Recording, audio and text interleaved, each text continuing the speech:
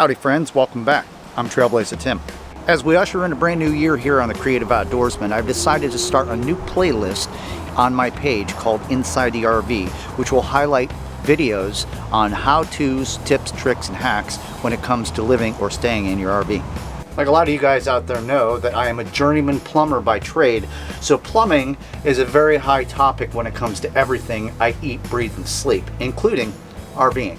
So in today's video, I want to take a few minutes and I want to cover the topic of wastewater holding tanks inside of your RV, travel trailer, or Class A motor coach. How-tos, do-nots, troubleshoot, maintenance, and care. Now, generally speaking, most RVs are equipped with two wastewater holding tanks, gray water and black water. Gray water tank, for the most part, depending on the RV and the model and stuff, is going to end up picking up your shower, your bathroom sink, and sometimes your kitchen sink as well. Your black water is general purpose is for your toilets. Let's go ahead and head outside for a moment and I'll show you what I'm talking about. All right, you guys still with me? Let's take a walk around the other side. Now, depending on what type of RV you're working with, whether it be a Class A, a travel trailer, fifth wheel, you name it, the location of where those holding tanks leave your RV may vary in location. Now in this particular instance, this is my 24-foot travel trailer. My tank's empty towards the back of my RV. Now if you look closely, right there is where my gray water pull lever is, as well as my black water pull lever. Now inside most RVs you're going to have what's called a control panel with a series of switches and buttons. This operates different things inside of your coach, such as maybe your water heater, your water pump, as well as buttons to show you how full those holding tanks are. Now at the top of my control panel I have what's called tank meter levels. The first one on there says battery. That tells me how charged my battery is. Second one is for fresh water holding tank level, black water level, as well as gray water levels. Let me demonstrate that for you. My battery level, it's full, fully charged. My fresh water tank is empty. That's only generally used when you're out boondocking and have to bring fresh water in for you. Black water level, full. And gray water level, full. Take a second, I want to explain to you guys about that meter reading level when it comes to the black water and the gray water tanks. Did you see when I hit the button for the gray water tank, it said it was full? I know that's not accurate because this morning I dumped my gray water tank, so I know there's nothing in there. The black water we are going to dump, and I'm going to show you how to do that. So that's reading at this point accurate, but it is not an accurate reading, and here's why. The reason behind my meters reading full on my black water and my gray water tank is because debris gets hung up on the sensors inside of the tank, and it misreads the information telling me that the tanks are full when they really aren't. Now because I stay in my RV full time, I don't really even pay attention to those meters when it comes to black and gray water tank. Battery level's fine because I'm hooked up to Park Shore Power and I have a power inverter and all that stuff. We don't use the freshwater holding tank unless we were going to unhook everything and go boondocking. If it's crucial to you to have these little sensors working properly, you can go to your local RV supply or dealership and pick up something they make. It's like a wand. It has a head on it, and you hook it to a hose and you bring it inside and open your toilet up and you stick it down there into the tank, which is located underneath the toilet for the black water, and clean and rinse out the inside of that tank and try to clear those sensors so you have more of an accurate reading. Now there's countless products that are out there that they sell or you can order online that you can drop down inside of your tank and they claim to clean and restore the sensors. I use Porta-Packs that I buy at my local Walmart, but they're not for that purpose. We'll talk about that in just a minute. Now it's not all that difficult to calculate when it's time to dump these tanks without using the sensors. Think about how many people are inside your RV using the facilities. In this case it's just me, and I've been doing this long enough. Generally every week and a half I have to dump those tanks, and the reason why I know why is because after about a week and a half, when I go to flush the toilet, I can actually look down inside of there and I can see the level of water almost to the top. Then I know it's time to dump those tanks. Now my personal preference is I tend to leave my waste gates closed at all times unless it's time to dump the tanks. And the reason behind this is I don't want that nasty sewer gas smell coming up through my toilet every time I flush it. Now unless you've done some sort of an upgrade in your RV, such as replacing the factory toilet with a home style toilet, an RV toilet has two things that are different from a regular toilet. They have no holding tank in them to hold the water to flush, as well as no trap built into the back to hold water to keep sewer gas from coming up through. Every time you flush this toilet, it dumps directly down into the tank. The reason why I keep my waste gates closed, instead of every time I flush a toilet, I get a big blast of sewer smell. Okay, so we're getting ready to go outside and dump our black water tank. But before that happens, here's a couple really good tips to follow before you do that. First of all, go into your bathroom, turn your exhaust fan on.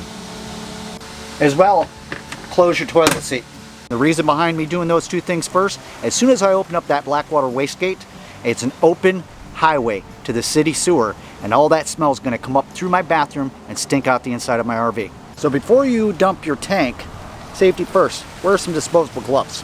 Now because I stay full-time in my RV, I have went ahead and we've hard piped our sewer to the city from the RV.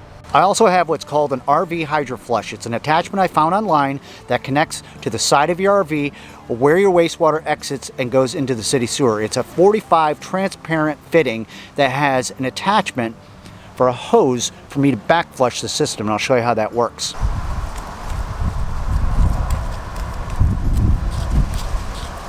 I by no means am here to gross anybody out or to offend anybody. So in this next scene, you're going to watch as I dump my Blackwater tank and show you how to back flush the system properly. Fire the hole.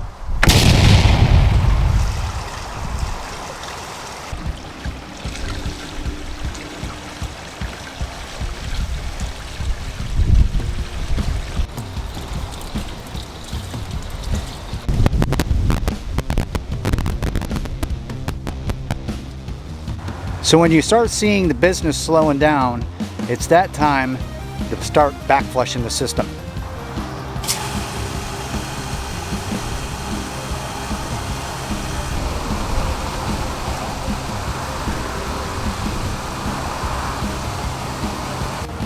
Run that water for about 5 minutes. You're going to want to shut it off, let all that waste that was lost in the gravity flush and all that stuff flush itself out, and repeat that process at least 2-3 times until you're fully confident that most of the debris is out of that tank.